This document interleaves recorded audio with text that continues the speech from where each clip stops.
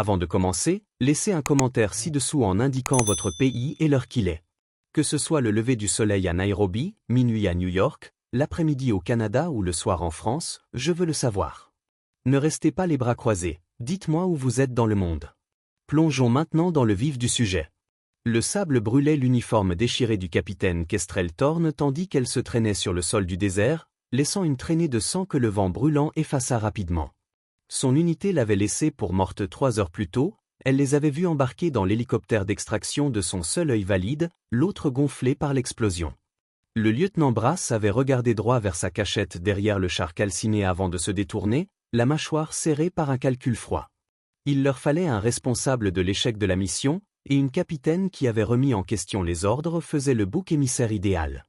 À présent, à 80 km derrière les lignes ennemies dans le désert de Kara, une balle logée dans l'épaule et sa radio détruite, Kestrel se trouvait face à un choix simple, mourir ici, dans le sable, ou rentrer à pied en traversant un territoire contrôlé par des gens qui collectionnaient les plaques d'identité ennemies comme des trophées. Les voix de la patrouille ennemie s'amplifièrent, leurs bottes crissant sur le gravier à quelques mètres de sa position. Kestrel enfonça son visage dans le sable brûlant, sentant le cuivre et la terre, tandis que le sang de sa lèvre fendue se mêlait à la terre. De son œil fonctionnel, elle observa leurs ombres s'étendre sur le sol comme des doigts noirs qui la saisissaient. Un soldat donna un coup de pied dans les débris près de sa cachette, projetant une gerbe de métal brûlant à quelques centimètres de son visage. Elle retint son souffle jusqu'à ce que ses poumons hurlent, comptant leurs pas au passage. Lorsque le silence revint enfin, elle s'accorda 3 secondes pour ressentir la trahison. Brass avait signalé sa position à l'ennemi avant de partir. Cette prise de conscience la frappa plus durement que les éclats d'obus. Sa propre unité ne l'avait pas simplement abandonnée, elle l'avait servi comme un appât. Mais Kestrel Thorne avait survécu à pire que la trahison. Elle avait survécu à la perte de sa sœur dans ces mêmes sables 2 ans plus tôt, à l'enquête qui avait suivi, aux rumeurs selon lesquelles elle avait été figée sous le feu. Elle attendit la tombée de la nuit avant de bouger, utilisant l'étoile polaire comme seule boussole. Chaque pas lui envoyait des éclairs à l'épaule, mais elle avait appris depuis longtemps que la douleur n'était qu'une voie de plus à ignorer. Le désert s'étendait à perte de vue, une mer de dunes argentées sous la froide lumière de la lune. Quelque part au-delà de ces dunes se trouvait un territoire ami, et les hommes qui l'avaient abandonné à la mort. Elle sortit de sa poche la boussole de sa sœur, le seul objet qu'elle avait pris avant l'explosion. Son cadran était fissuré, l'aiguille tournoyait follement, mais elle la tenait quand même.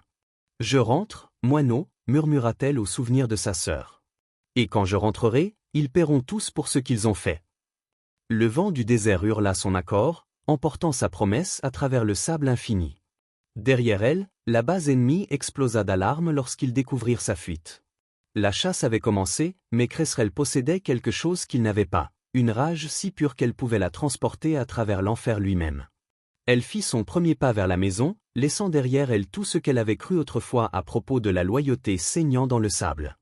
6 mois plus tôt, le capitaine Kestrel Thorne se tenait dans la tente de commandement, étudiant le briefing de la mission, ignorant que les hommes autour d'elle préparaient déjà sa mort. La base du désert de Kara bourdonnait d'activité alors que l'opération Tempête de sable se préparait à être lancée, une mission à enjeux élevés visant à récupérer des informations confidentielles dans un bastion ennemi. Le lieutenant Brass s'appuya contre la table, son sourire ne l'atteignant jamais tandis qu'il la regardait tracer l'itinéraire d'infiltration. « Vous pensez toujours qu'il faut attendre une meilleure couverture satellite ?» demanda-t-il d'un ton décontracté, mais teinté de défi.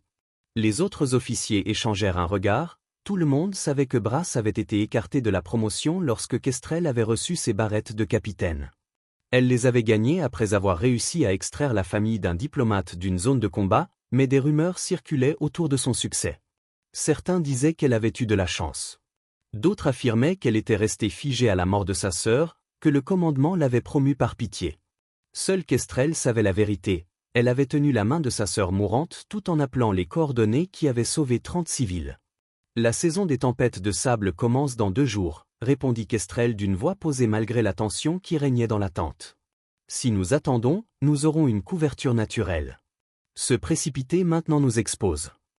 Le sergent Dmitri Volkov, l'expert en démolition de l'unité, acquiesça d'un hochement de tête, mais détourna rapidement le regard lorsque Brass lui lança un regard noir. Le Russe avait toujours été gentil avec elle, lui racontant des histoires sur sa fille restée au pays et lui apprenant des phrases dans sa langue maternelle. Elle pensait pouvoir lui faire confiance. Le colonel Hassan entra dans la tente, sa présence attirant immédiatement l'attention. Le calendrier a été avancé, annonça-t-il. Les renseignements suggèrent que l'ennemi prévoit de déplacer l'équipement dans les 24 heures. Nous y allons ce soir. Kestrel sentit son estomac se nouer.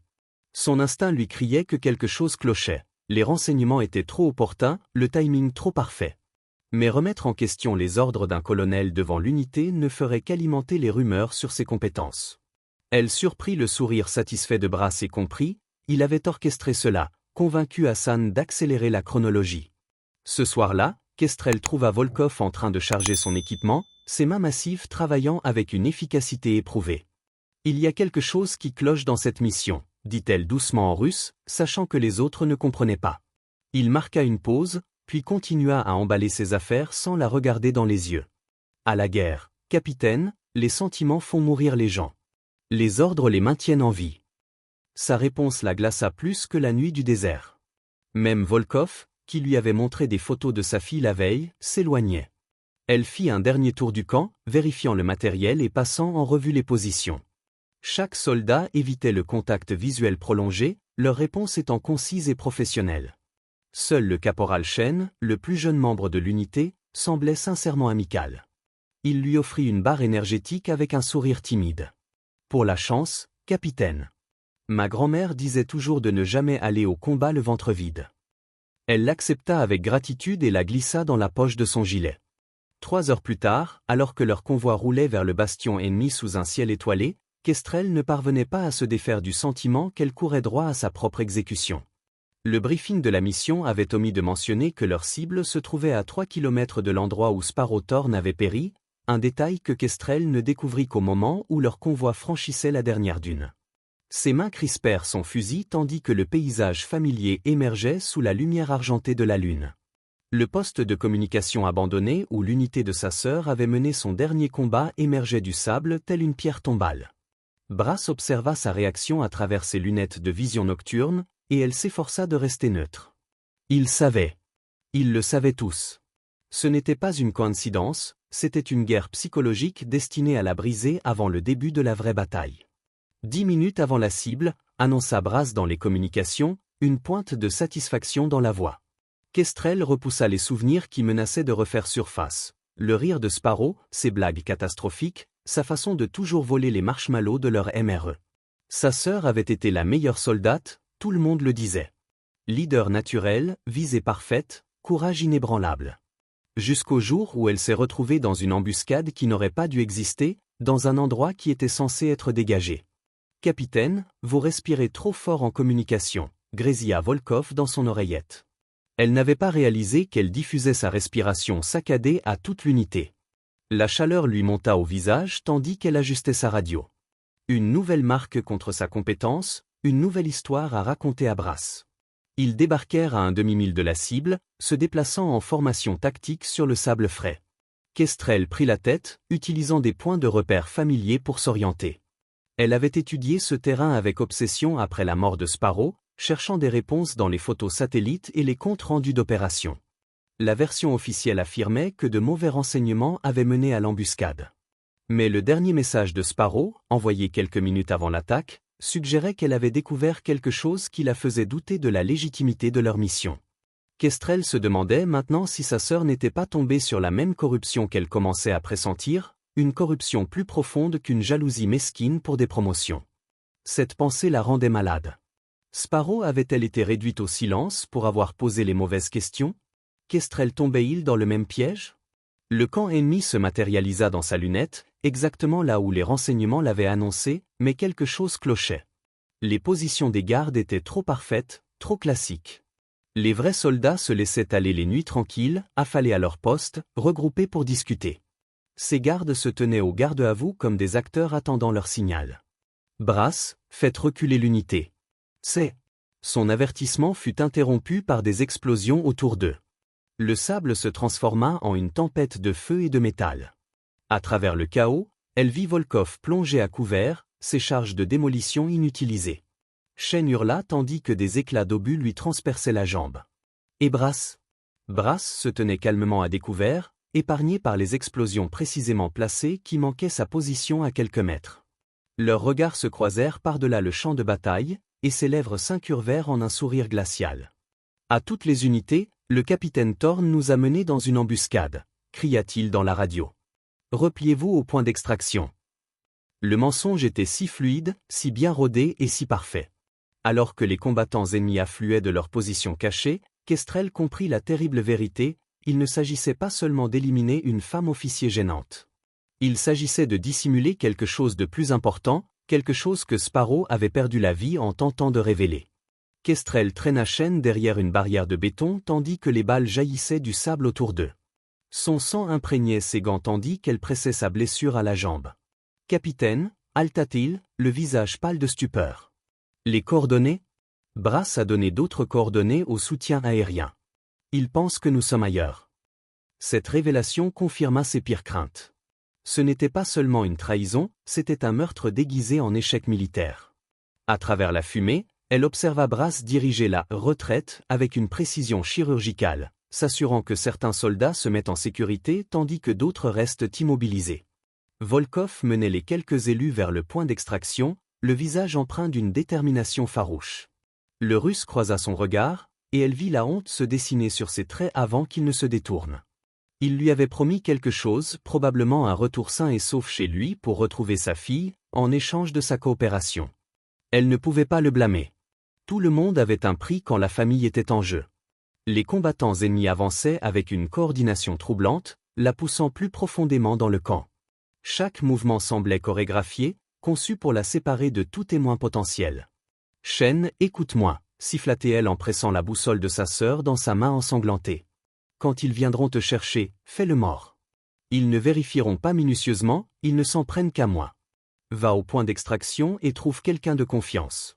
Donne-leur les coordonnées. » Il hocha faiblement la tête, comprenant qu'elle se trompait déjà.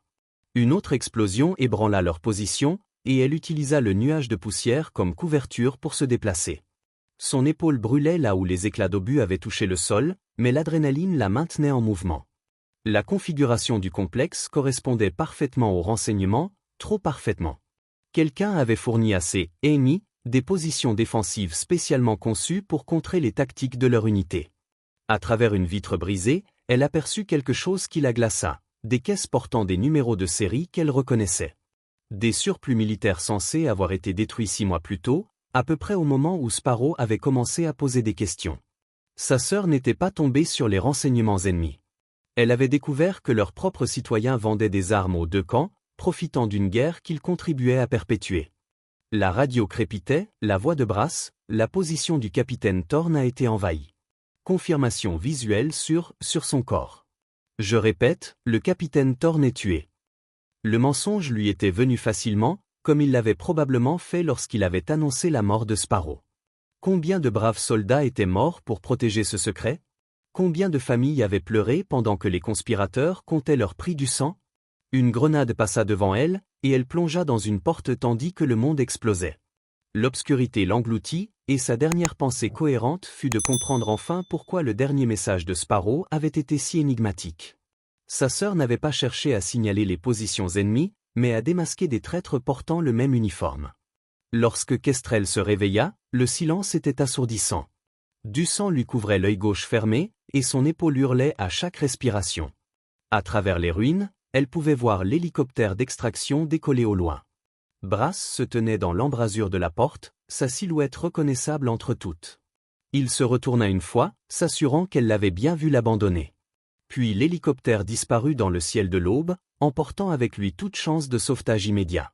Le désert de Kara se fichait de trahison ou de justice, il ne se souciait que de tuer quiconque était assez fou pour le défier. Kestrel fabriqua une écharpe de fortune avec son uniforme déchiré et commença à marcher vers le nord, chaque pas étant un acte délibéré de défiance envers les hommes qui l'avaient abandonné à la mort. La balle dans son épaule avait manqué des artères importantes, mais s'était logée suffisamment profondément pour que son retrait implique une hémorragie. Elle la portait donc comme un souvenir, une preuve métallique de leur trahison. À midi, la température dépassait les 50 degrés Celsius. Son eau était épuisée depuis 2 heures, et l'horizon vacillait comme un être vivant. Des mirages de lacs la narguaient, se dissolvant sans cesse à son approche. Elle s'était entraînée à la survie en désert, mais cet entraînement supposait qu'on disposait de provisions de base et qu'on ne laissait pas de traces de sang à l'ennemi. Derrière elle, des panaches de poussière marquaient les véhicules ou des chasseurs attirés par les renseignements soigneusement divulgués par Brass concernant une cible de grande valeur errant seule. Il l'avait transformée en trophée, sachant que capturer une femme officier américaine ferait de quelqu'un un héros. Elle trouva refuge dans un étroit canyon alors que le soleil atteignait son zénith. L'ombre lui procurait un léger répit, mais la dissimulait à la surveillance aérienne. Pendant son repos, elle fit l'inventaire de ses biens, une boussole endommagée, un chargeur à moitié vide, la barre énergétique de chaîne et la pièce porte-bonheur de sa sœur, polie à force de manipulation.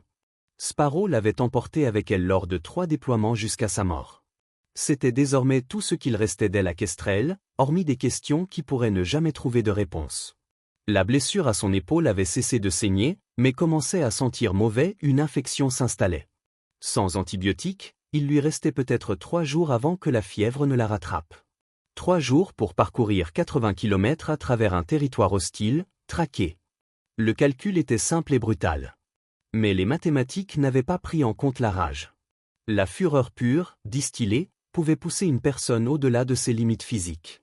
Chaque fois que ses jambes tremblaient, elle imaginait le sourire satisfait de Brass. Lorsque sa vision se brouillait, elle se souvenait de la honte de Volkov. Alors que la mort murmurait de manière séduisante à propos de la paix de l'abandon, elle entendit la voix de Sparrow. « Promets-moi quelque chose, Kess. S'il m'arrive quelque chose, ne les laisse pas gagner. » Le soir apportait un air plus frais, mais aussi de nouveaux dangers.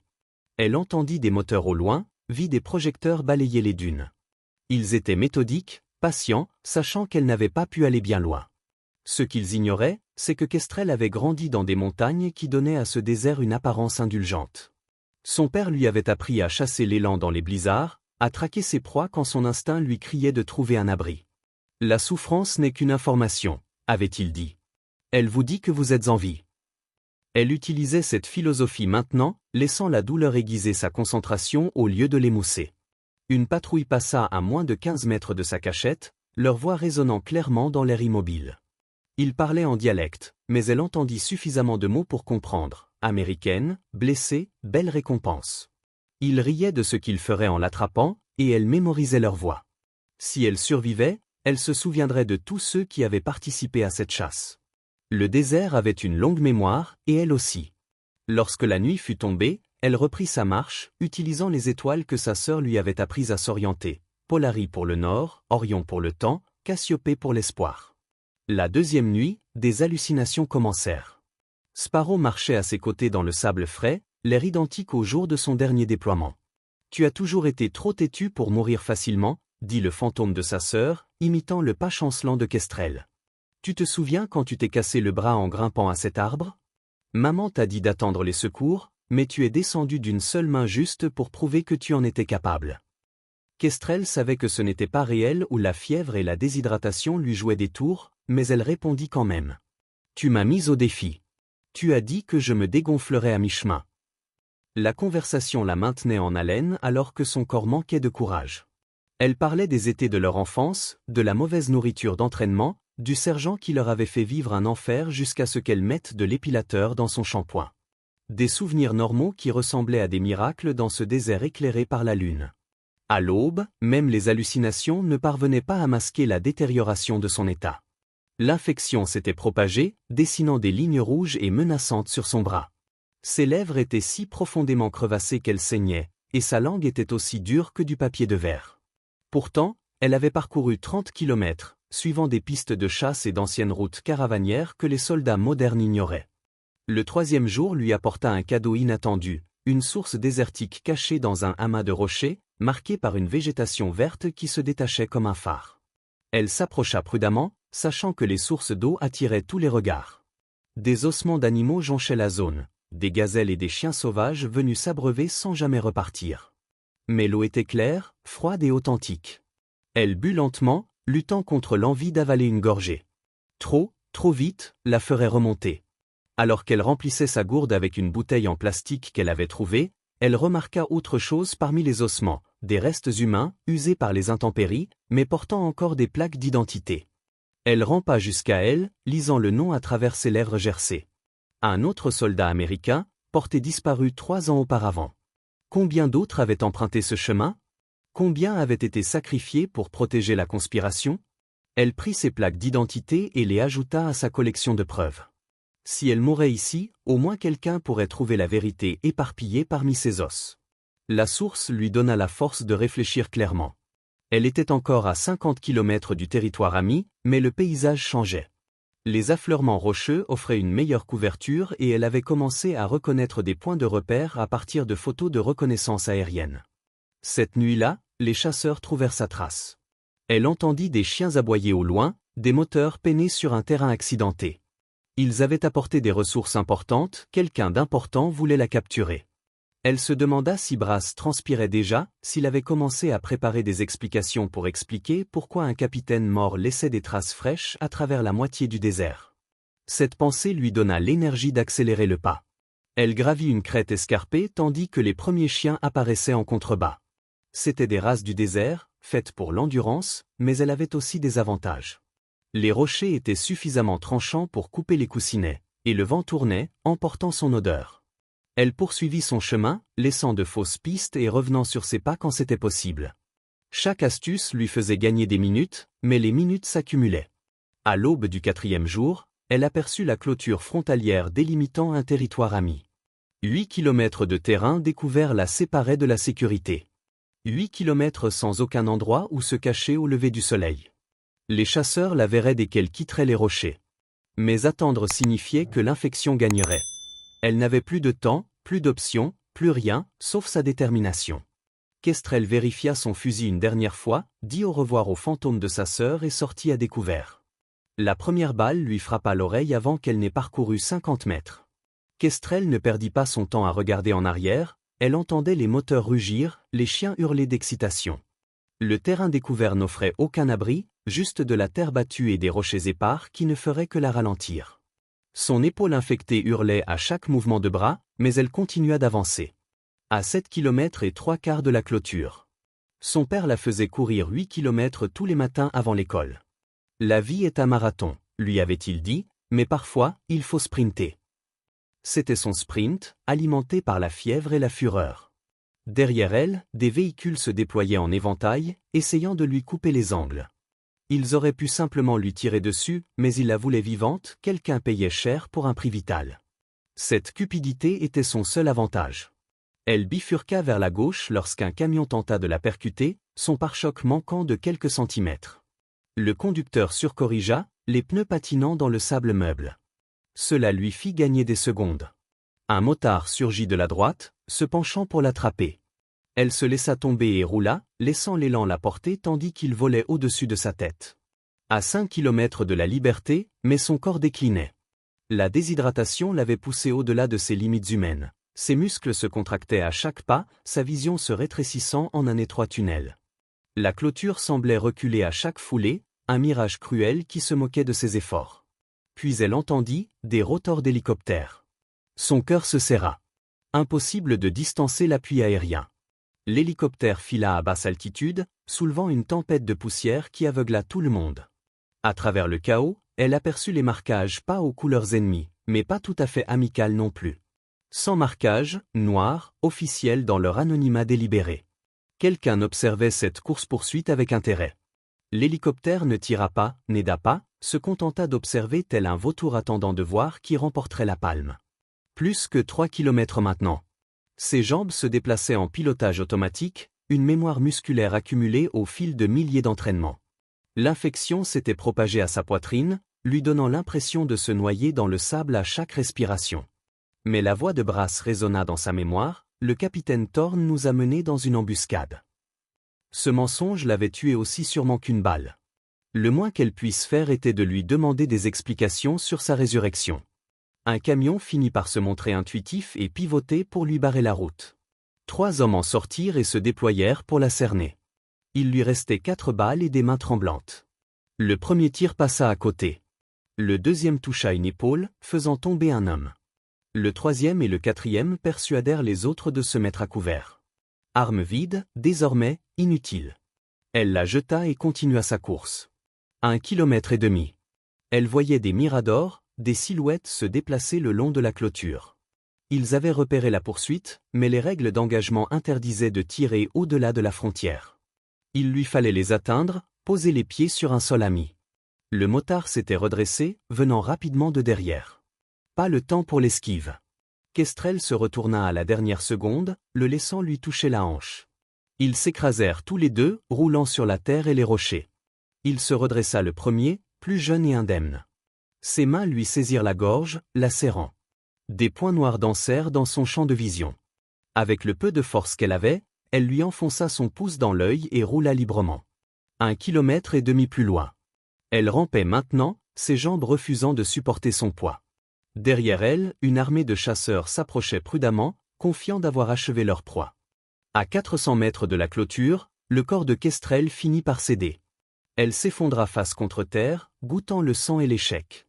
Les chasseurs s'approchèrent lentement, savourant leur victoire. Elle les entendait se disputer pour savoir qui s'en attribuerait le mérite, qui toucherait la prime. Étrange comme la cupidité mesquine sonnait de la même façon dans toutes les langues. De son seul œil valide, elle observa les bottes tourner autour d'elle. Quelqu'un repoussa son fusil d'un coup de pied, bien qu'il fût vide depuis 400 mètres. Ils ne prenaient aucun risque avec leur prise. Alors que des mains se tendaient vers elle, l'hélicoptère noir s'abaissa brusquement, son courant descendant dispersant les chasseurs. Une voix retentit dans un anglais accentué, « Ce soldat est sous protection internationale. Dispersez-vous immédiatement. » Les chasseurs hésitaient, pris entre la paix et la politique. Ce moment d'indécision lui sauva la vie. Des coups de feu jaillirent des miradors, des coups de semonce qui atterrirent stratégiquement près. Le message était clair, la situation avait changé. Quelqu'un d'autoritaire avait décidé que Kestrel Thorne valait plus vivant que mort. Les chasseurs se retirèrent à contre-cœur, traînant leurs blessés. Ils étaient passés si près de leur proie, pour se la voir ravir par la bureaucratie et des hélicoptères noirs. Kestrel resta immobile, les regardant s'éloigner. Elle n'avait plus la force de ramper sur la distance restante, mais elle avait réussi à aller assez loin. Des forces amies devraient venir à elle. Alors que l'adrénaline retombait, la douleur monta comme une marée. Tout lui faisait mal, son épaule infectée, ses côtes meurtries, sa peau brûlée par le soleil. Mais la douleur signifiait la vie, et la vie signifiait un témoignage. Elle avait des noms à nommer, des complots à dévoiler. Brass pensait avoir enterré ses secrets avec elle dans le désert. Il allait apprendre que certaines choses refusaient de rester enfouies. 2 médecins l'atteignirent les premiers, leurs bottes soulevant la poussière en courant. « Ne bougez pas », dit l'un d'eux, bien qu'il lui fût déjà impossible de bouger. Ils travaillèrent avec une efficacité éprouvée, installant des perfusions et examinant les blessures. Elle entendit l'un d'eux siffler doucement. Comment est-elle consciente? Cette infection aurait dû la tuer hier.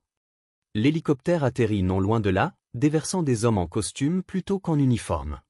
Des agents des services secrets, à en juger par leurs mouvements prudents et leurs regards vigilants.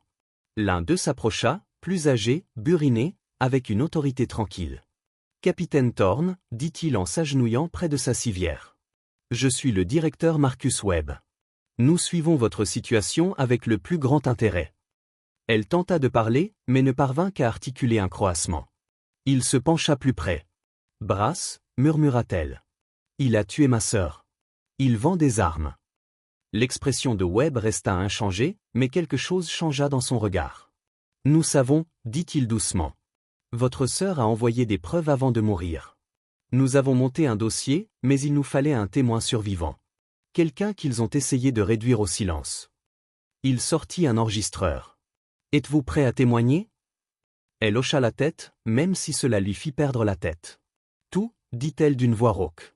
Je vais tout vous dire. » Tandis qu'on la chargeait dans l'hélicoptère médical, elle aperçut le désert qui avait tenté de la capturer. Il s'étendait à perte de vue, gardant ses secrets sous le sable brûlant. Mais pas tous. Plus maintenant. 6 semaines plus tard, Kestrel se tenait en uniforme devant un tribunal militaire, son bras gauche encore faible mais fonctionnel. L'infection avait failli la tuer, les médecins avaient dit qu'1 heure de plus aurait été trop tard. Mais les esprits du désert l'avaient maintenue en vie, et maintenant elle était là pour lui rendre l'appareil. Dans cette salle d'audience siégeaient le lieutenant Brass et 12 autres officiers, tous accusés de trahison, de meurtre et de profit de guerre. Les preuves que sa sœur avait dissimulées, combinées au témoignage de Kestrel, avaient révélé une conspiration qui avait atteint le niveau d'un colonel. Armes vendues à l'ennemi, soldats sacrifiés pour brouiller les pistes, années de sang échangées contre de l'argent. Les médias l'avaient surnommé « le scandale des tombes de sable », bien qu'aucun nom ne puisse rendre l'ampleur de la trahison. Le directeur Webb l'accueillit à la porte. « Ils essaieront de vous faire craquer lors du contre-interrogatoire », prévint-il. « Prétendre que l'infection a affecté votre mémoire, que le traumatisme a créé de faux récits. » Elle toucha la boussole de sa sœur dans sa poche. « Laissez-les essayer. Je me souviens de chaque détail. » Le silence se fit dans la salle d'audience à son entrée. Brass était assis à la table de l'accusé, son uniforme dépouillé de ses insignes. Quand leurs regards se croisèrent, elle vit quelque chose d'inattendu, la peur. Il la croyait morte, avait bâti sa défense sur son silence. Elle était désormais son cauchemar incarné, la preuve vivante que le désert n'avait pas gardé ses secrets. Elle monta à la barre d'un pas mesuré, attentive à tous les regards présents. Certains la regardaient avec pitié ô la femme qui avait traversé l'enfer pendant 80 kilomètres. D'autres avec suspicion comme c'était bien pratique qu'elle ait survécu, contrairement à d'autres. Mais Kestrel se fichait de leurs opinions. Elle était là pour Sparrow, pour Shen qui avait perdu sa jambe, pour le soldat anonyme dont elle avait retrouvé les plaques d'identité près de la source. « Dites votre nom pour le procès-verbal », commença le procureur. « Capitaine Kestrel Thorne », dit-elle d'une voix claire et puissante. « Je suis ici pour témoigner des événements de l'opération Tempête de sable et du complot qui a tué ma sœur. » Pendant 6 heures, elle parla. Chaque détail, chaque trahison, chaque preuve. Elle a sorti les plaques d'identité qu'elle avait récupérées, les numéros de série qu'elle avait mémorisés dans les caisses d'armes. Lorsque les avocats de la défense ont tenté de démentir sa version des faits, elle a répondu avec des faits incontestables. « Vous souffriez d'une grave infection », insista l'avocat de Brass. « Vous aviez des hallucinations, de votre propre aveu. Comment pouvons-nous nous fier à vos souvenirs ?» Kestrel le regarda droit dans les yeux. « Parce que j'ai écrit des détails avec mon sang sur des pierres en marchant. Les équipes de recherche les ont trouvés exactement là où je les avais prédits. À moins que vous ne prétendiez que mes hallucinations étaient prophétiques ?» La salle d'audience s'agita. C'était une information nouvelle, soigneusement dissimulée jusqu'à présent. Webb l'avait bien préparée, gardez les preuves les plus solides pour le moment où ils tenteront de vous discréditer. Elle décrivit avoir trouvé message après message, écrit par des soldats mourants qui avaient découvert la vérité. Le désert était jonché de derniers mots, tous pointant vers la même conspiration. À la fin de son témoignage, elle s'adressa directement à Brass. « Tu pensais que le désert cacherait tes crimes. Mais le désert se souvient de tout. Chaque goutte de sang, chaque mensonge, chaque soldat que tu as sacrifié pour le profit. Ma sœur savait qui tu étais. Elle est morte en essayant de t'arrêter. Mais elle n'est pas morte silencieuse, elle a fait en sorte que quelqu'un découvre la vérité. » Brass perdit enfin son sang-froid. Il bondit de sa chaise, hurlant des obscénités jusqu'à ce que les gardes le maîtrisent. Son éclat en dit plus que n'importe quel témoignage. Les verdicts tombèrent comme des coups de massue. Coupable. Coupable. Coupable. 13 officiers condamnés, des peines allant de 20 ans à la perpétuité.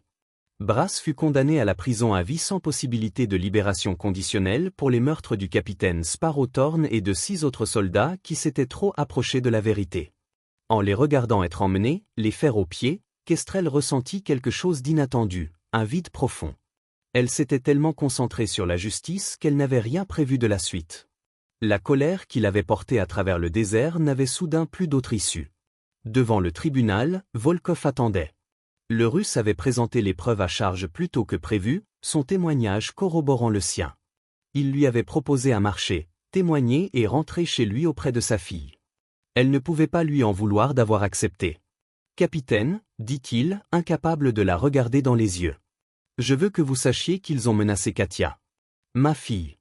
Ils avaient des photos de son école, de son retour à pied. » Kestrel observa son visage buriné et y vit une angoisse sincère. « Tu as sauvé Shen, dit-elle finalement.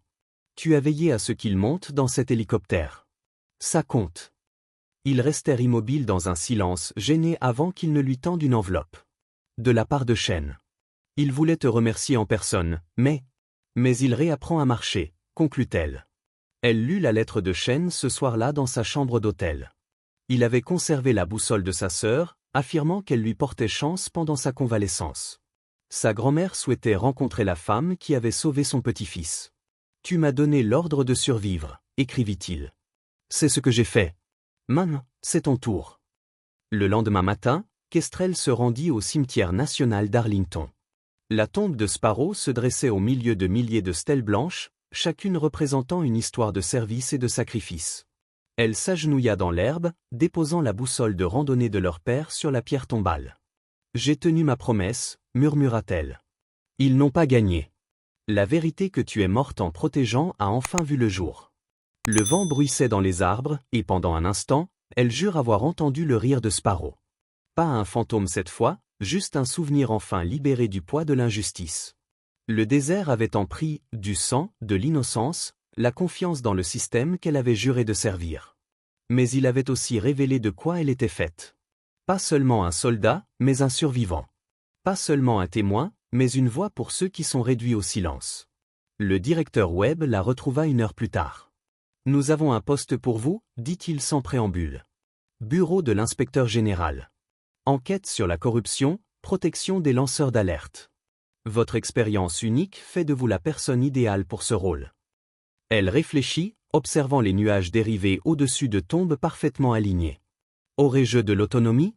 Pas de politique, pas de dissimulation? Vous serez directement sous mes ordres. Et je n'abandonne personne dans le désert. Ces paroles étaient lourdes de sens, prometteuses, et peut-être une chance de rédemption pour un système qui avait laissé tomber tant de personnes.